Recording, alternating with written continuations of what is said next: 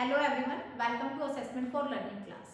हम अपनी कक्षा में पढ़ रहे थे असेसमेंट ऑफ इंटरेस्ट, रुचि का आकलन। तो इसी टॉपिक को आज हम आगे पढ़ने वाले हैं। कॉन्सेप्ट हम पढ़ चुके हैं और आज हम बात करने वाले हैं रुचि के प्रकारों पे।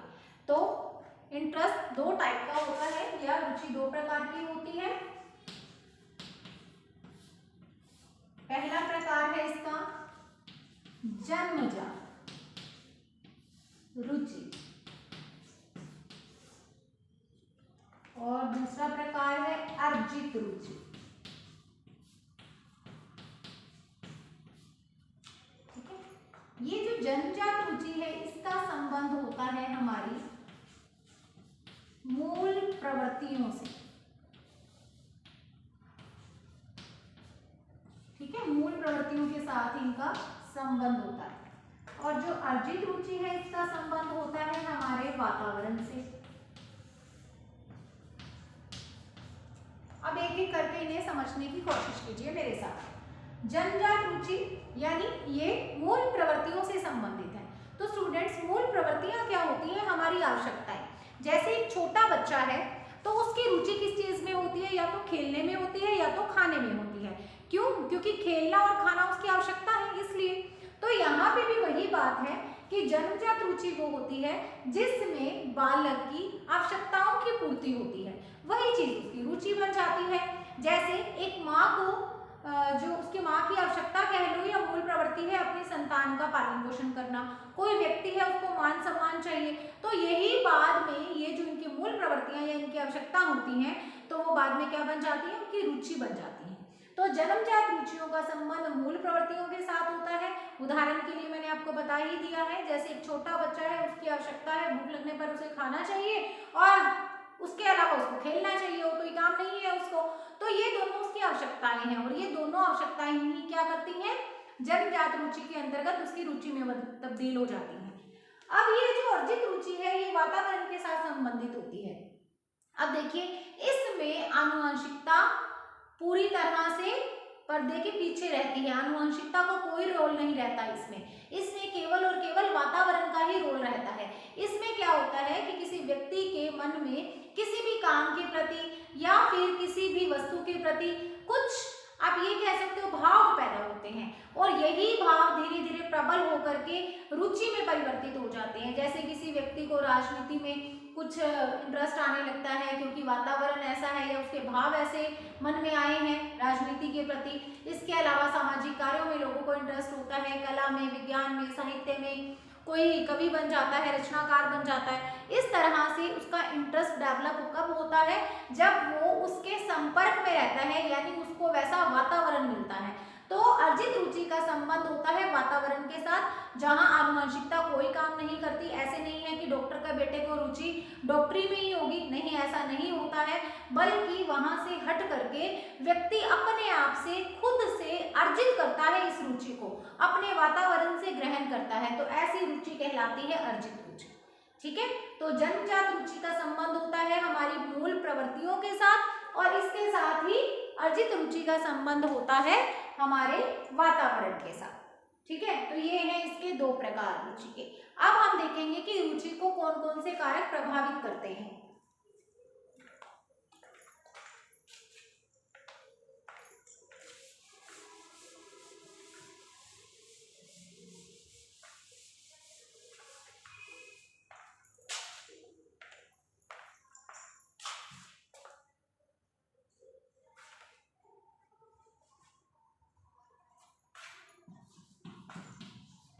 रुचि को प्रभावित करने वाले कारक या फैक्टर्स।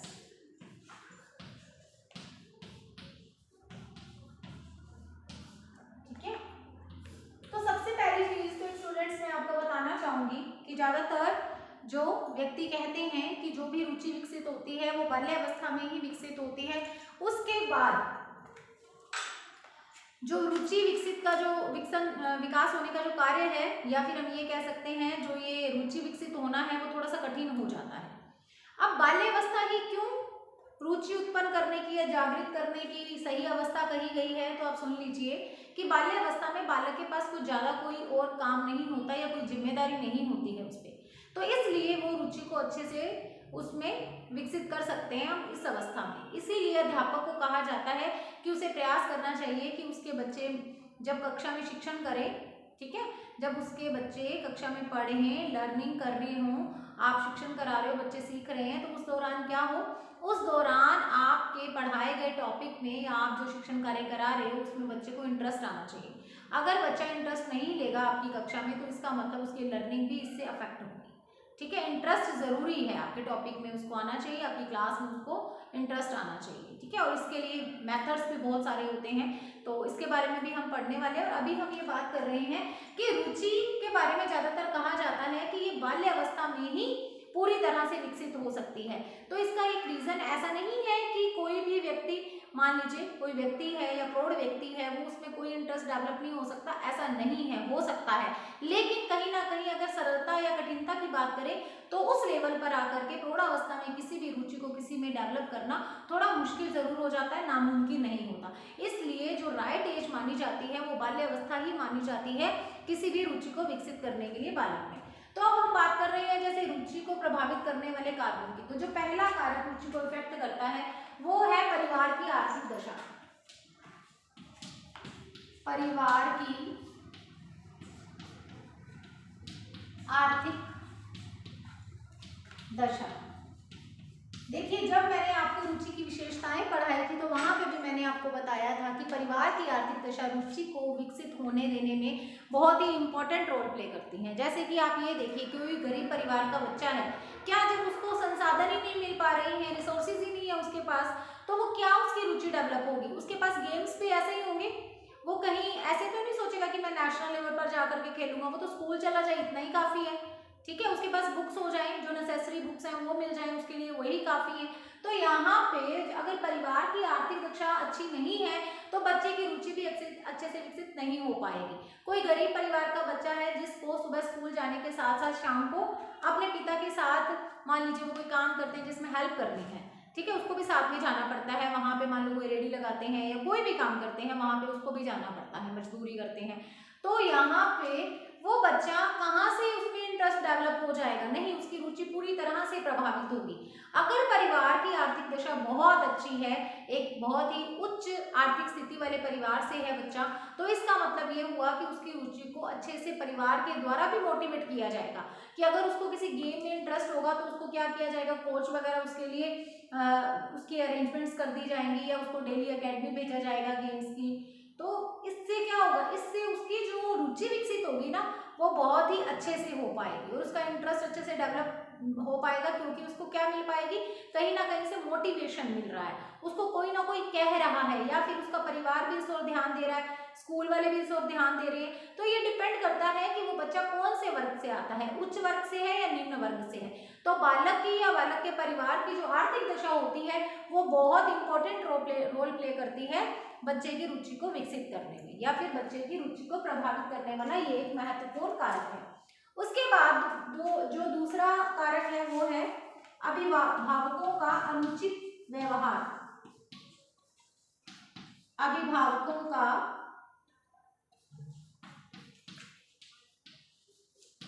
अनुचित व्यवहार, ठीक है। अभिभावकों का अनुचित व्यवहार, तो बहुत सारे ऐसे पेरेंट्स होते हैं जो अपने बच्चे की, अगर उनको किसी चीज में इंटरेस्ट है तो उसको एक्सेप्ट नहीं करते हैं, उनको ये बोलते हैं कि नहीं नहीं इस फील्ड में नहीं जाना है, यहाँ पे ऐसा नहीं है, यहाँ पे ऐसा नहीं है, तुम इसको छोड़ो, इस फील्ड में जाओ। बहुत से ऐसे पेरेंट्स मैं आपको दिखा दूंगी, अगर उनको सिंगिंग में इंटरेस्ट है बच्चों को तो पेरेंट्स ये बोलते हैं कि नहीं नहीं यहाँ पे कोई फ्यूचर नहीं है और कुछ नहीं है, तुम इसको छोड़ो, कुछ और सीखो, है ना। कुछ बच्चे ऐसे होते हैं जो डांसिंग वगैरह सीखना चाहते हैं, पेरेंट्स इस चीज़ को लाइक नहीं करते हैं, वो उनको बोलते हैं कि नहीं मैंने तुझे डॉक्टर बनाना है, मैंने तुम्हें डांसर नहीं बनाना है, ठीक है।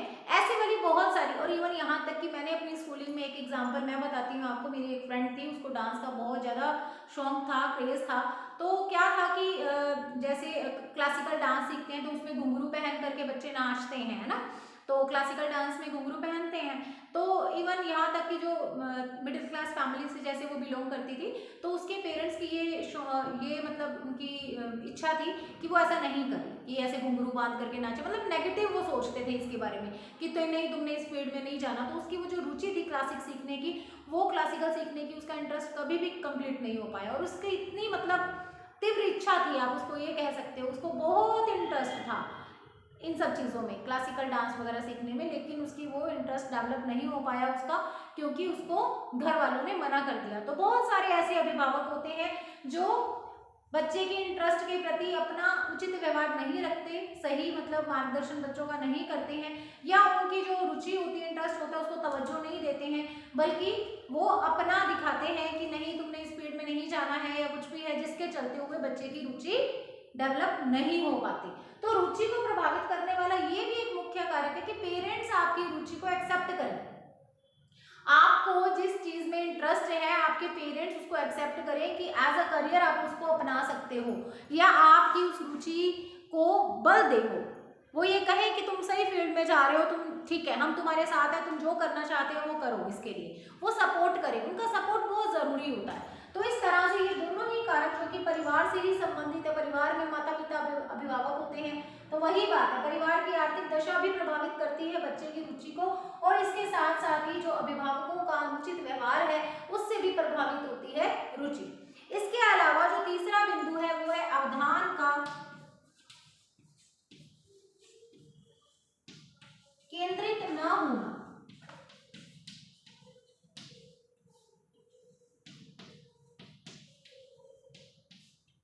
अवधान का केंद्रित न होना। अवधान क्या चीज है? अवधान मतलब ध्यान या फोकस की बात हो रही है यहाँ पे। तो देखिए बहुत सारे ऐसे बच्चे हैं जिनका फोकस नहीं हो पाता। अब जैसे क्लास की ही बात करती हूँ, बहुत सारे बच्चों को बहुत सारे सब्जेक्ट अच्छे नहीं लगते, किसी को मैथ्स अच्छा नहीं लगता, किसी को साइंस अच्छा नहीं लगता, किसी को इंग्लिश अच्छा नहीं लगता, ऐसा कहते हैं ना बच्चे। रीजन है उसका, रीजन क्या है कि उनका फोकस नहीं बन पाता है उस क्लास के अंदर या फिर उस सब्जेक्ट के अंदर। आप इसको ये भी जान लीजिए कि कई सब्जेक्ट ऐसे होते हैं जो ज्यादा फोकस की डिमांड करते हैं, जहाँ पे ज्यादा अवधान चाहिए समझने के लिए, तो बच्चे के लेवल का ही नहीं होता है वो, जिसके चलते हुए बच्चे का फोकस नहीं बन पाता, अवधान नहीं बन पाता, और इसके चलते हुए बच्चा उस सब्जेक्ट में अपना इंटरेस्ट नहीं डेवलप कर पाता, या फिर वहां पे पिछड़ जाता है उस सब्जेक्ट में।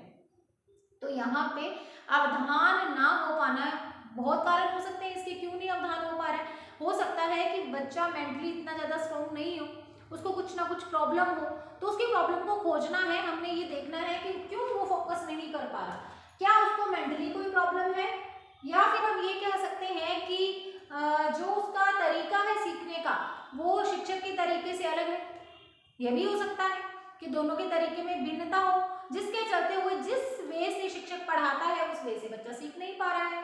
तो जो बच्चे फोकस नहीं कर पाते हैं उन बच्चों को भी उनकी रुचि को डेवलप करने में प्रॉब्लम आती है। ठीक है, तो अवधान यानी कि जो हमारा फोकस है वो भी प्रभावित करता है हमारी रुचि को, नो डाउट थिंग है ये। ठीक है, जो अब आप ये देखें ना, प्रत्येक रुचि जो है या कोई भी कार्य है वो अलग अलग डिमांड करता है कि भाई किसी काम को करने के लिए हमें ज़्यादा फोकस करना पड़ता है, ज़्यादा अटेंशन देनी पड़ती है उस चीज़ को, ज़्यादा ध्यान से सीखना पड़ता है, और कुछ काम ऐसे होते हैं कि बस एक नज़र देख लिया और करना आ जाता है।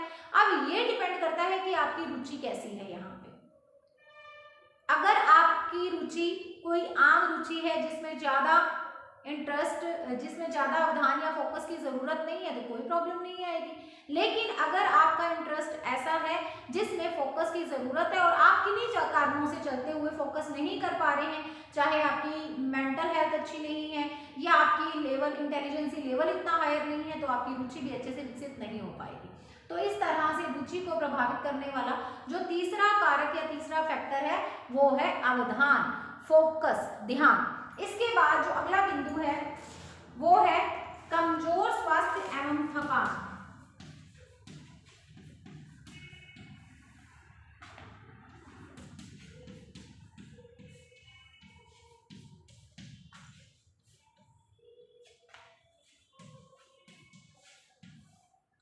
कमजोर स्वास्थ्य एवं थकान। देखिए जब आप थके हुए होते हैं या आपकी तबीयत ठीक नहीं होती है, आप बहुत ही वीक महसूस कर रहे हैं अपने आप को, तो उस समय भले ही आपकी रुचि के अनुकूल आपको कोई गेम खिलाई जा रही हो या आपका कोई इंटरेस्ट का काम करने के लिए आपको कहा जाए, तब आपको वो भी अच्छा नहीं लगता है। ठीक है, वैसे तो आपके इंटरेस्ट का है वो काम, लेकिन अब आपको अच्छा नहीं लग रहा क्योंकि आप थके हुए हो, क्योंकि आप अपने आप को बहुत ही वीक महसूस कर रहे हो। तो जो ये रुचि है ना हमारी, चाहे कोई भी इंटरेस्ट हो हमारा, तो वो भी प्रभावित होता है हमारे स्वास्थ्य से। हमारे स्वास्थ्य का पूरी तरह से सही होना जरूरी है, हमारा स्वस्थ होना जरूरी है, तभी हमें कोई काम करने में इंटरेस्ट आ पाएगा। या हमारा थके होने का कोई वो नहीं है, ठीक है, थकान भी नहीं होनी चाहिए हमें। तो ये दोनों ही चीजें प्रभावित करती हैं हमारी रुचि को। आप इसको ऐसे ही देख लीजिए, आपका कोई कंपटीशन चल रहा है और आप उस कंपटीशन में पार्टिसिपेट करने के लिए पहुंचते हैं, आपकी तबीयत ठीक नहीं है, आप बहुत बीमार हैं, काफी दिन से बीमार हैं, तो बताइए क्या आपके इंटरेस्ट का वो कंपटीशन है जो भी जिस भी चीज से रिलेटेड है, तो भी क्या आप अपना 100% दे पाएंगे वहां पे? नहीं। आपका जो स्वास्थ्य है वो बहुत सारी चीजों को प्रभावित करता है।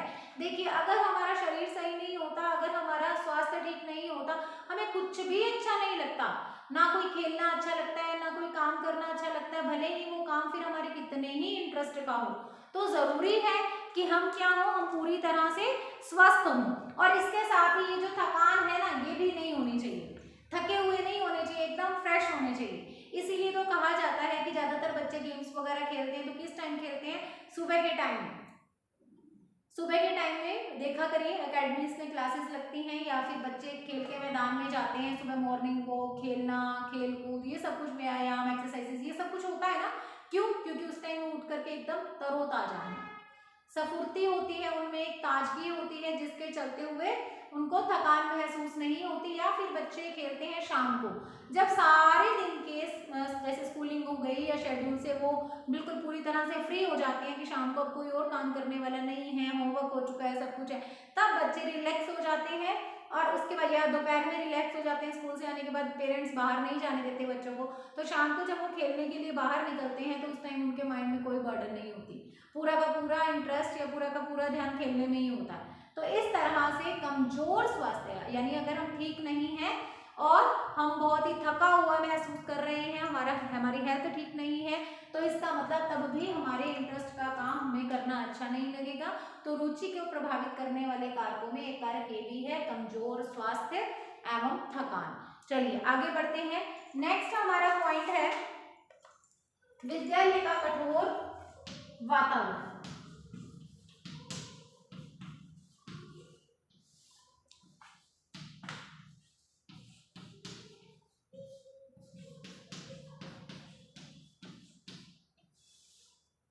विद्यालय का कठोर वातावरण,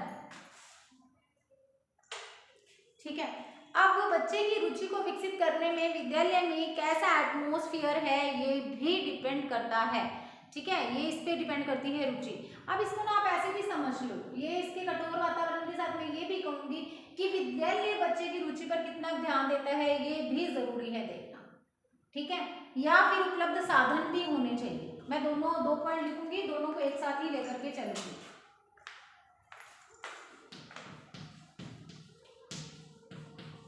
विद्यालय में उपलब्ध संसाधन, ठीक है। विद्यालय में कौन कौन से साधन संसाधन उपलब्ध है, मैंने आपको कहा दोनों पॉइंट्स को इकट्ठा लेकर के चलेंगे। तो पहले में विद्यालय का कठोर वातावरण और विद्यालय में उपलब्ध संसाधन। तो पहले इसको बताती हूँ। उपलब्ध संसाधन मतलब क्या अवेलेबल है वहां पे। अब मान लीजिए बच्चों को गेम्स में इंटरेस्ट है, तो गेम्स के लिए वहां पे कोई मटेरियल ही नहीं है, ठीक है। स्पोर्ट में जो मटेरियल चाहिए उसके लिए, जैसे फुटबॉल चाहिए, फुटबॉल खेलने के लिए, या फिर बैडमिंटन चाहिए, कैरम के लिए कैरम चाहिए, चेस के लिए चेस चाहिए, तो ये सारे संसाधन ही उपलब्ध नहीं है। तो जब ये संसाधन नहीं है तो बताइए बच्चों की रुचि कैसे डेवलप हो सकेगी। तो बच्चों के इंटरेस्ट को डेवलप करने के लिए विद्यालय में सभी तरह का जो भी मटेरियल चाहिए वो अवेलेबल होना चाहिए। अब दूसरी चीज देखिए, विद्यालय का कठोर वातावरण। विद्यालय का कठोर वातावरण का मतलब क्या है कि इतना ज्यादा डिसिप्लिन में रखा जाता है बच्चों को वहां पे कि बच्चे खुल करके अपनी बात भी नहीं कह पाते हैं। तो सोचिए, जब बच्चे खुल करके अपनी अभिव्यक्ति नहीं कर पाते हैं तो कैसे अपने इंटरेस्ट के अकॉर्डिंग वो उनके जो अंदर उनका इंटरेस्ट है वो डेवलप हो पाएगा, नहीं हो पाएगा। कहीं पे वो विद्यालयों के अंदर आप देखा करो बहुत ही कठोर अनुशासन होता है, वो जो कठोर अनुशासन है, वो जो कठोर वातावरण है, वो भी बच्चे की रुचि को प्रभावित करता है। बच्चे का इंटरेस्ट डेवलप नहीं हो पाएगा किसी भी चीज के अंदर, क्योंकि उसको बहुत ही दबा करके रखा जा रहा है, उस पर कठोर अनुशासन स्थापित किया जा रहा है, या फिर हम ये कह सकते हैं कि उस पर जबरदस्ती का आप ये कह सकते हैं अनुशासन थोपा जा रहा है, ठीक है, जिसके चलते हुए बच्चे की रुचि प्रभावित होगी, बच्चे की रुचि अच्छे से डेवलप नहीं हो पाएगी, ठीक है। तो इस तरह से ये भी एक कारण है। इसके बाद जो लास्ट है वो है अरुचिकर शिक्षण विधियां। अरुचिकर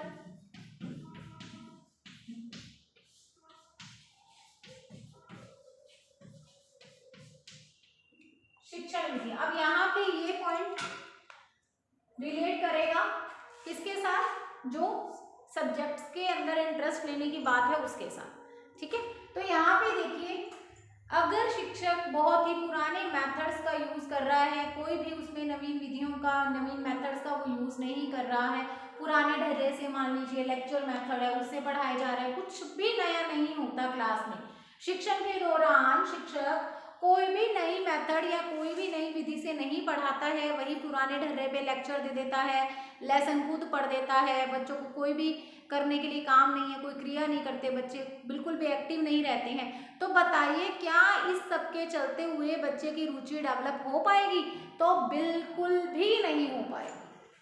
अगर आपने बच्चे में इंटरेस्ट डेवलप करना है तो उसके लिए जरूरी है कि शिक्षण कार्य जो कराया जा रहा है, चाहे फिर वो कोई भी सब्जेक्ट है, उन सभी सब्जेक्ट्स को बच्चे को इंटरेस्टिंग वे से पढ़ाया जाए, अच्छी अच्छी इंटरेस्टिंग मेथड्स का उसके लिए यूज किया जाए, जिससे कि बच्चे को कक्षा में पढ़ने में इंटरेस्ट आ सके और बच्चे किसी भी काम को अच्छे से सीख सके, ठीक है।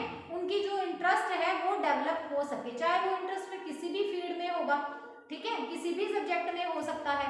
तो इस तरह से आपने इन चीजों का भी ध्यान रखना है। तो अरुचिकर जब शिक्षण विधियां होती हैं, जब कक्षा में बच्चे को किसी भी सब्जेक्ट को अनइंटरेस्टिंग मेथड से यानी पुराने ढर्रे से, पुराने मेथड से पढ़ाया जाता है, तो बच्चे को क्लास में सीखने में बिल्कुल भी आनंद नहीं आता है और बच्चे की जो रुचि है वो डेवलप नहीं हो पाती है।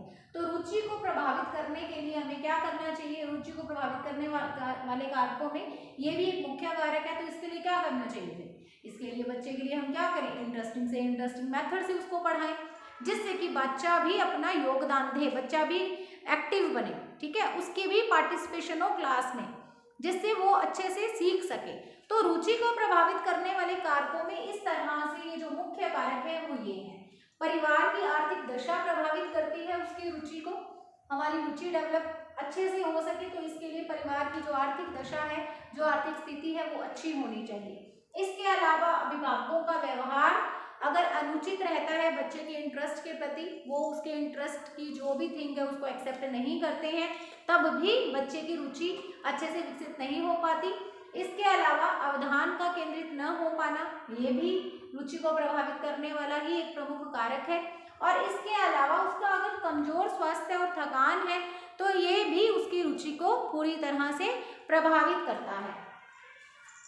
विद्यालय में अगर कठोर वातावरण होता है और अगर विद्यालय में रुचि विकसित करने के जो संसाधन हैं वो पूरी तरह से उपलब्ध नहीं होते, तब भी बच्चे की रुचि प्रभावित होती है, अच्छे से डेवलप नहीं हो पाती है।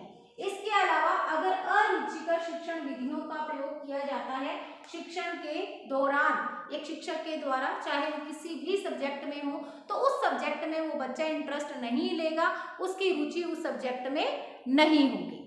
इस तरह से ये कुछ चीजें हैं, ये कुछ कारक हैं, ये कुछ फैक्टर्स हैं बच्चे की रुचि को डेवलप करने में जो बाधा पहुंचाते हैं या फिर उसकी रुचि को प्रभावित करते हैं।